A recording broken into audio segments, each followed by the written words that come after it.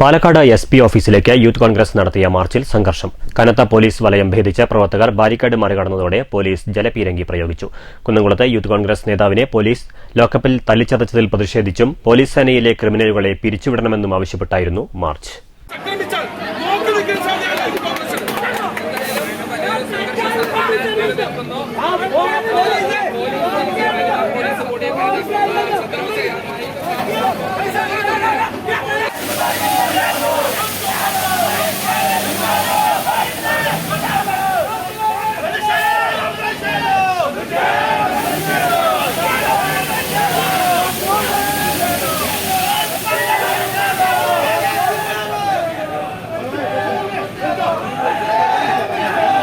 സംസ്ഥാന ആഭ്യന്തര വകുപ്പിന്റെ തലപ്പത്ത് വാഴയാണെന്ന് മാർച്ച് ഉദ്ഘാടനം ചെയ്ത യൂത്ത് കോൺഗ്രസ് അഖിലേന്ത്യാ സെക്രട്ടറി ജിഷാദ് ജിനാസ് ആരോപിച്ചു.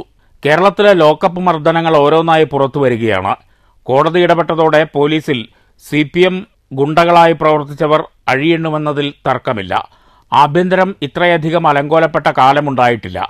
BJP RSS സമരങ്ങൾക്ക് പരവതാനി വിരിക്കുന്ന പോലീസുകാരാണ് യൂത്ത് കോൺഗ്രസ് പ്രവർത്തകർക്കെതിരെ മൂന്നാമുറ പ്രയോഗിച്ചത്. ചില CPMകാർക്ക് പോലും പോലീസിൽ നിന്ന് രക്ഷയില്ലാത്ത കാലമാണിതെന്നും ജിഷാദ് ജിനാസ് പറഞ്ഞു.